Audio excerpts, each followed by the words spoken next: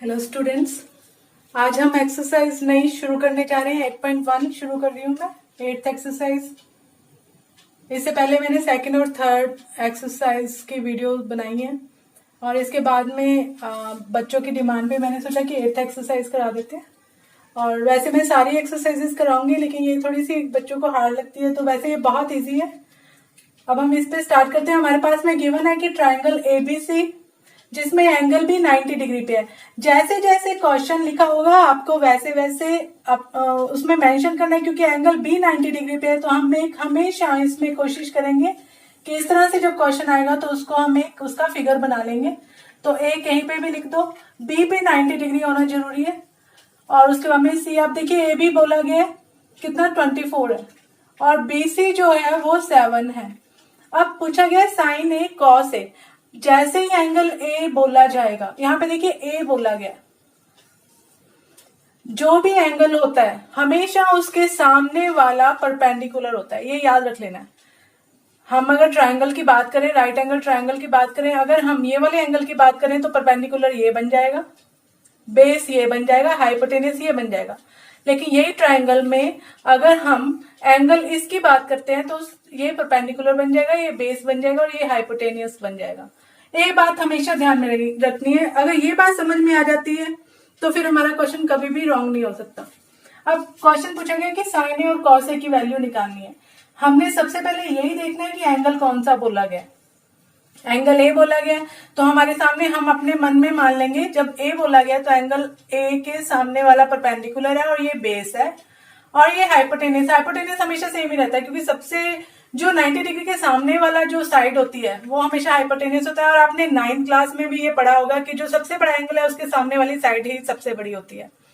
और अब हम देखते हैं कि साइन ए की वैल्यू क्या है। हम आपको इसके अंदर एक ट्रिक ध्यान में रखना होगा। पढ़ो बच्चों पढ़ो, हार्ड हार्ड बुक्स, ये हमें याद रखना है। पढ़ो बच्चों पढ़ो, हार्ड हार्ड बुक्स, या फिर पंडित बद्री प्रसाद हर हर बोले।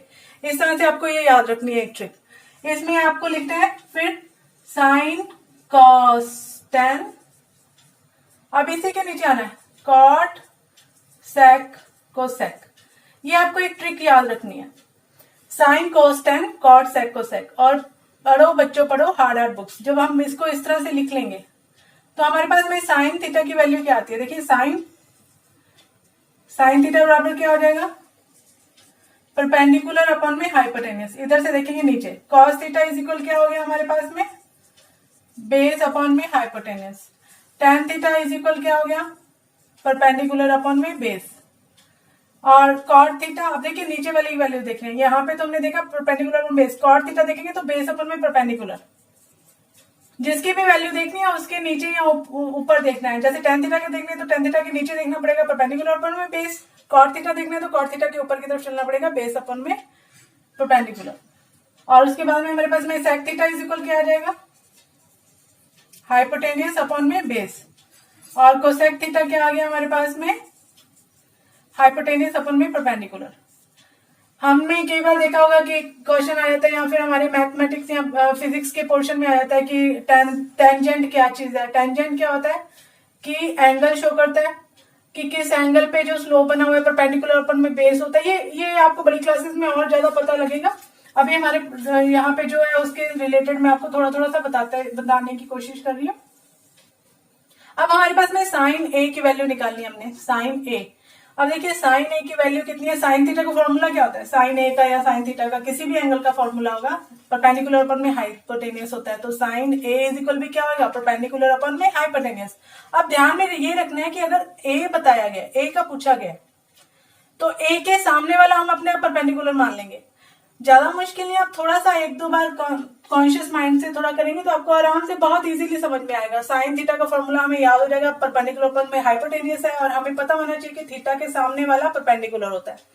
जो भी थीटा होगा उसके सामने वाला परपेंडिकुलर, जिसका भी पूछा गया। अब साइन ए पूछा गया, ए के सामने वाला परपेंडिकुलर यानी 7 अपॉन में हाइपोटेनियस कितना है। अब देखिए हाइपोटेनियस हमारे पास में गिवन नहीं है, हमें ये तो फॉर्मूला पता ही होता है। हाइपोटेनियस का फॉर्मूला क्या होता है, हाइपोटेनियस स्क्वायर इज इक्वल क्या होता है, perpendicular square plus base square. ये हमने छोटी क्लासेस से ही सीखा हुआ है। अब हाइपोटेनियस स्क्वायर इज इक्वल क्या हो गया, 24 स्क्वायर प्लस 7 स्क्वायर। अब ये कितना हो गया, 24 इंटू 24 कितना हो गया, 576 plus 49 is equal hypotenuse square आ गया। तो हाइपोटेनियस इज इक्वल क्या आ गया देखिए 6 to 5 का रूट यानी 25, यानी हमारे पास में हाइपोटेनियस आ गया 25, यानी ये साइन ए की वैल्यू आ गई। ऐसे ही हमारे पास में पूछा है कॉस ए। कॉस ए की वैल्यू कितनी है कि देखिए कॉस ए का फॉर्मूला क्या हुआ बेस अपन में हाइपोटेनियस, बेस अपन में हाइपोटेनियस, क्योंकि अब एंगल ए के बारे में पूछा है तो एंगल ए के सामने वाला परपेंडिकुलर है और नीचे वाला बेस है, तो बेस कितना हो गया 24। जो एंगल पूछा है सिर्फ उसके बारे में सोचना है, एंगल के सामने वाले को परपेंडिकुलर बोलना है, एंगल के जो दूसरा अपोजिट साइड में होगा उसको बेस बोलना है। तो अपन में हाइपोटेनियस हो गया 25। अभी हमारे पास में साइन ए और कोस ए की वैल्यू आ गई, क्योंकि यही पूछा गया था, अलग अलग वैल्यू से पूछी गई है। और इसका जो सेकंड पार्ट है वो क्या है साइन सी और कॉस सी पूछा है। अब अगर आप ध्यान देंगे साइन सी की वैल्यू क्या होगी, फॉर्मूला तो वही रहेगा परपेंडिकुलर अपन में हाइपोटेनियस, लेकिन सी के बारे में पूछते ही परपेंडिकुलर हो जाएगा 24, क्योंकि जिस एंगल के बारे में बात चल रही है उसके सामने वाले को परपेंडिकुलर लिया जाता है। 24 अपन में 25, हाइपोटेनियस 25 भी है। और उसके बाद में कॉस सी, कॉस सी की वैल्यू कितनी है, अब देखिए कॉस सी का फॉर्मूला तो वही रहेगा बेस अपन में हाइपोटेनियस। अब क्योंकि सी है, सी के सामने वाला परपेंडिकुलर हो गया तो बेस कितना हो गया 7 और अपन में आ गया हाइपोटेनियस। तो इस तरह से ये हमारा फर्स्ट क्वेश्चन हो गया।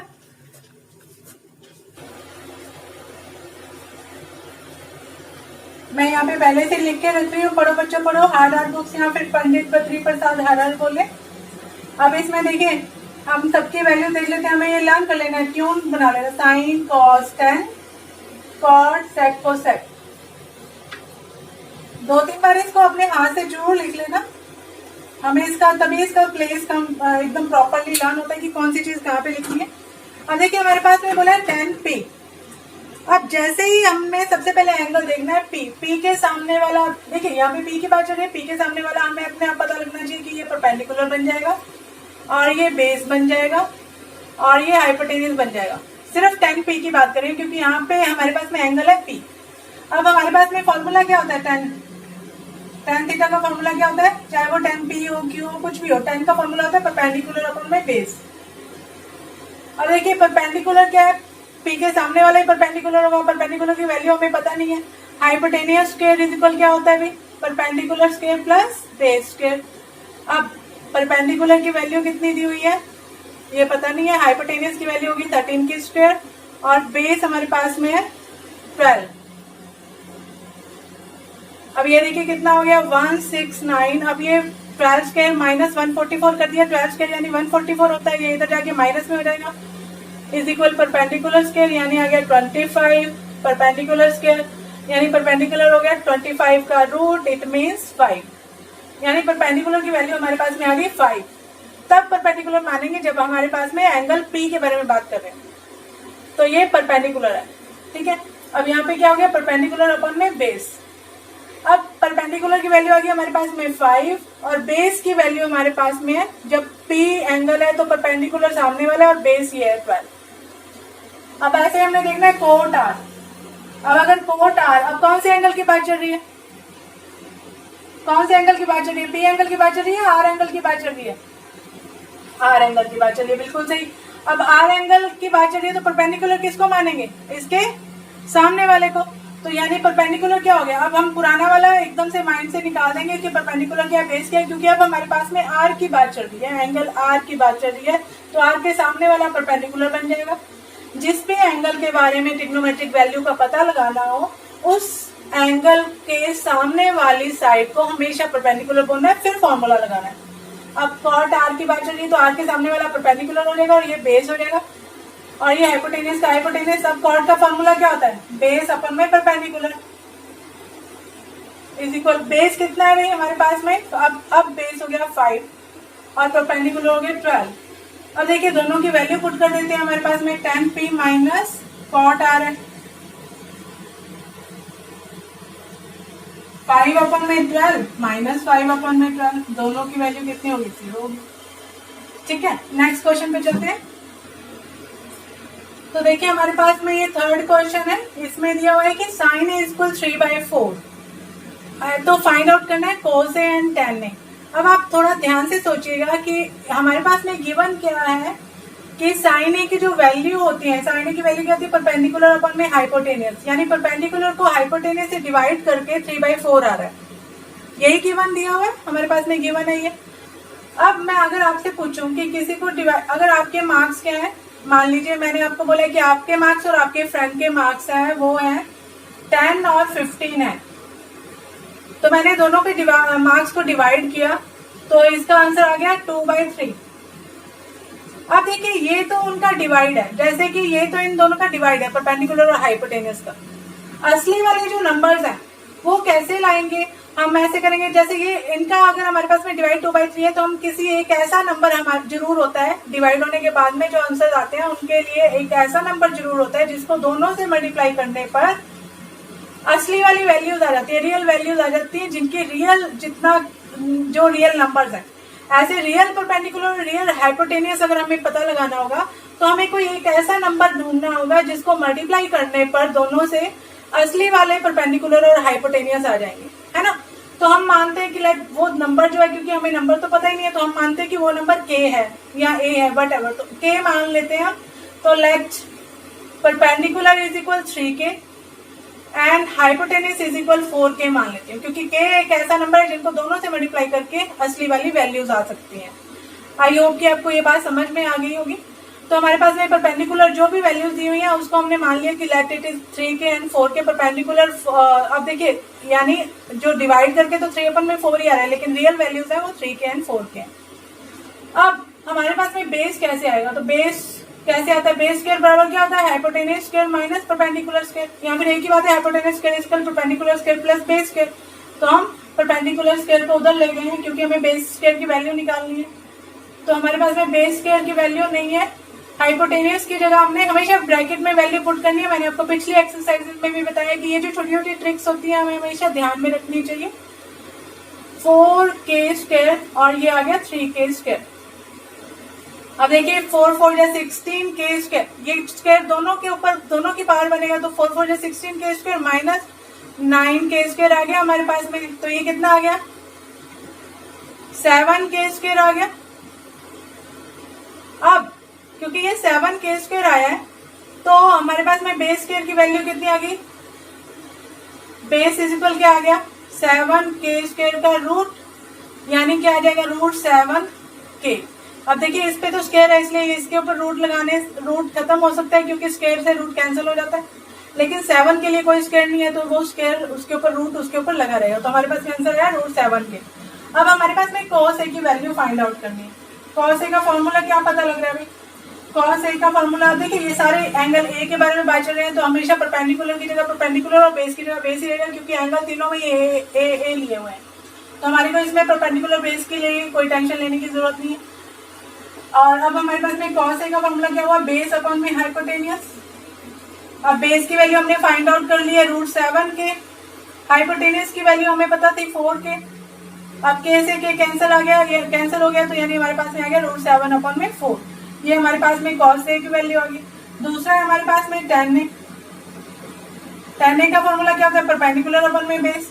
परपेंडिकुलर हमें ऑलरेडी गिवन है 3k, हमने जो एज्यूम किया, और बेस हमने फाइंड आउट कर लिया √7k, कैंसिल हो गया k से k तो 3/√7। तो ये हमारे पास में थर्ड क्वेश्चन कंप्लीट हुआ। तो हमारे पास में फोर्थ क्वेश्चन है 15 cot a इज इक्वल 8 और sin a and sec a find out करना है, सेम जैसे पहले क्वेश्चन किया था।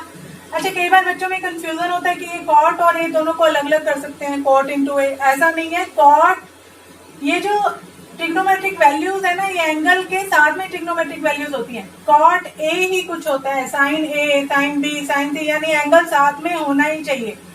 साइन ऑफ एंगल होता है, ये एंगल उसके साथ ही रहता है, कभी भी ये आपस में मल्टीप्लिकेशन फॉर्म में नहीं आता है, ये एक ही चीज है। cot a पूरा का पूरा एक टर्म है, sin a पूरा का पूरा एक टर्म है, sec a पूरा का पूरा एक टर्म है। बिना एंगल के ये चीजें नहीं होती। जैसे मैंने यहाँ पे आपको जस्ट ये लर्न करने के लिए बोल दिया कैसे, लेकिन इनके अंदर थीटा साथ में, ये एंगल कोई ना कोई साथ में होगा ही होगा। ये सिंगल अकेले कुछ वैल्यू नहीं होती, ये साथ में ही होते हैं, ठीक है। तो अभी हम देखते हैं कि 15 cot a इज इक्वल 8 है, तो cot a इज इक्वल क्या हो गया अभी, cot a इज इक्वल हो गया 8/15, है ना, क्योंकि ये 15 इधर मल्टीप्लाई में ये मल्टीप्लाई में, ये तो पूरी सिंगल टर्म है कॉट है, उसको अलग नहीं किया जा सकता। तो 15 क्या हो गया, डिवाइड में चला गया।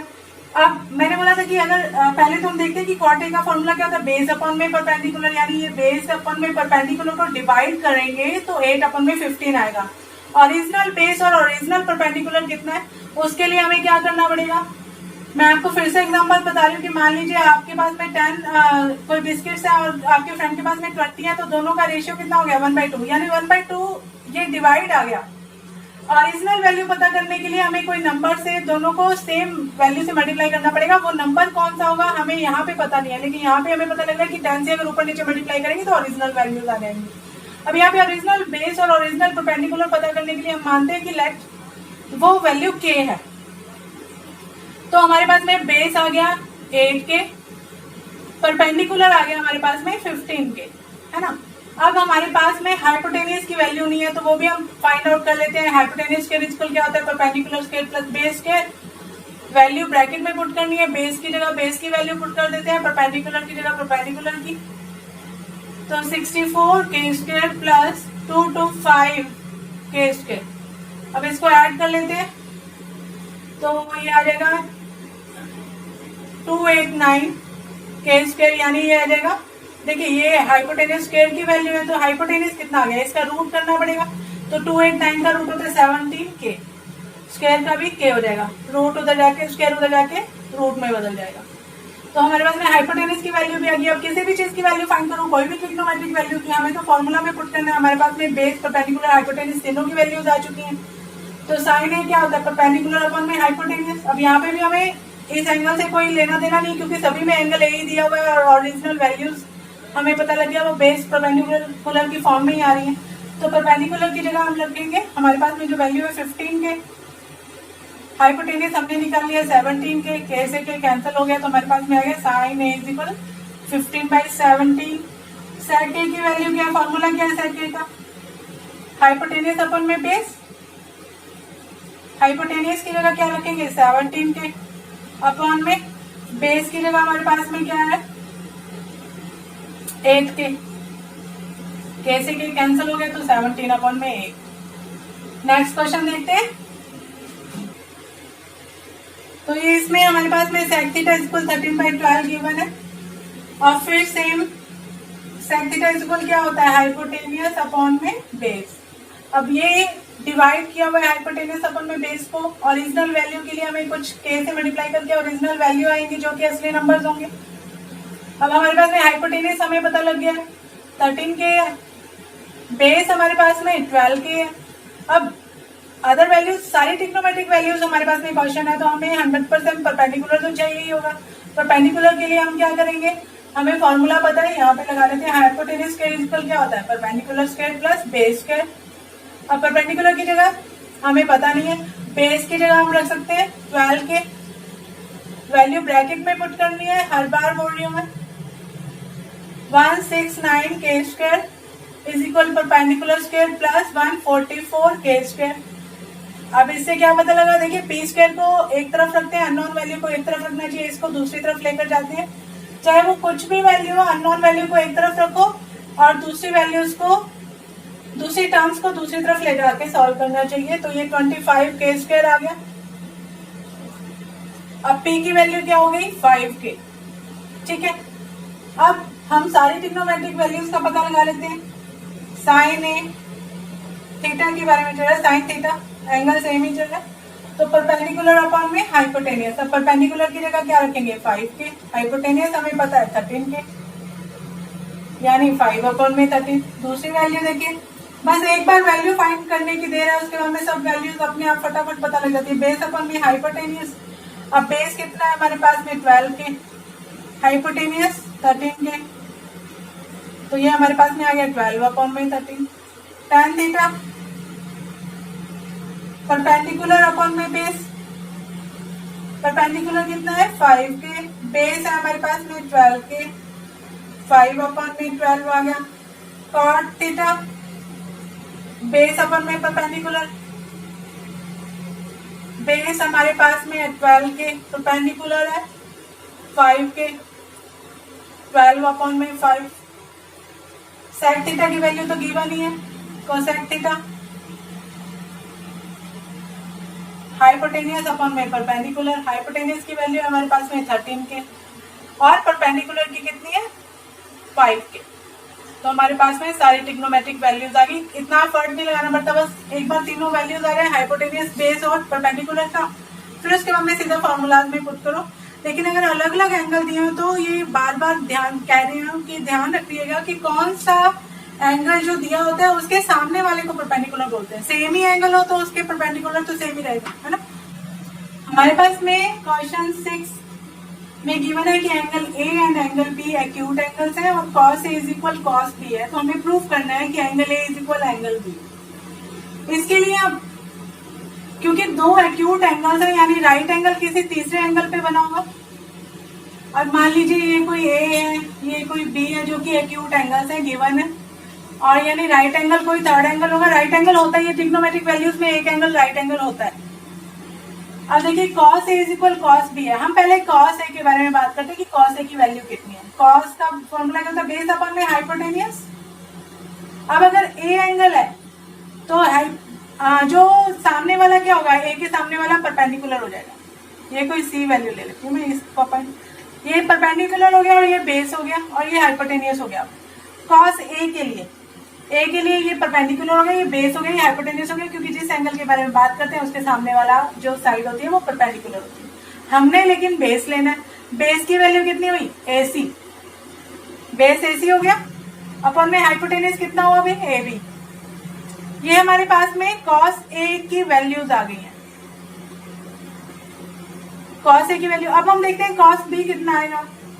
अब जैसे ही कॉस बी के बारे में बात करेंगे, आप परपेंडिकुलर और बेस हटा देते हैं, बी के लिए परपेंडिकुलर हो जाएगा ये वाला और बेस हो जाएगा ये वाला। एंगल के सामने वाला परपेंडिकुलर होता है। अब हमें तो बेस लेना है क्योंकि फॉर्मूला तो वही रहेगा, बेस अपॉन में हाइपोटेनियस। अब बी के लिए बेस क्या हुआ, बी एंगल के लिए बेस हो गया BC अपॉन में जो आगे हाइपोटेनियस का, तो हाइपोटेनियस ही लगाना है, तो हाइपोटेनियस के लिए वापस से लगा देते हैं AB। ये बात समझ में आ गई होगी। अब क्योंकि ये गिवन है, दोनों की वैल्यूज लिख देते हैं। कॉस A यानी AC अपन में AB, कॉस A यानी AC अपन में AB इज इक्वल है कॉस B यानी BC अपन में AB। ये तो गिवन है। अब देखिए इसका क्रॉस मल्टीप्लाई कर देते हैं, AC into AB is equal हो गया BC इंटू AB। अब देखिए AB इधर जाके डिवाइड में चला जाएगा, मल्टीप्लाई उधर जाके डिवाइड में हो जाता है। अब AB से AB कैंसिल हो गया, यानी हमारे पास में आ गया AC इज इक्वल BC। अब देखिए AC इज इक्वल BC आ गया, यानी हमें पता लग गया कि परपेंडिकुलर और बेस दोनों क्या है, इक्वल है। परपेंडिकुलर और बेस दोनों इक्वल है। ये कौन सा ट्रायंगल होता है जिसके दो साइड्स इक्वल होती हैं, आइसोसेलेस ट्रायंगल होता है। सीधा यहाँ से भी पता लग रहा है कि आइसोसेलेस ट्रायंगल है, क्योंकि दो साइड्स इक्वल है। किसी भी ट्रायंगल की दो साइड इक्वल होती है तो आइसोसेलेस ट्रायंगल होता है। आइसोसेलेस ट्रायंगल की क्या प्रॉपर्टी होती है कि उसके दो साइड्स और दो एंगल इक्वल होते हैं। तो angle A is equal angle B, hence prove कि ये प्रूव होता है कि दोनों के दोनों angle A is equal angle B equal है। यही हमने प्रूव करना था। आगे चलते हैं नेक्स्ट, इसके क्वेश्चंस मैं बना रही हूँ नेक्स्ट वीडियो में। Thank you.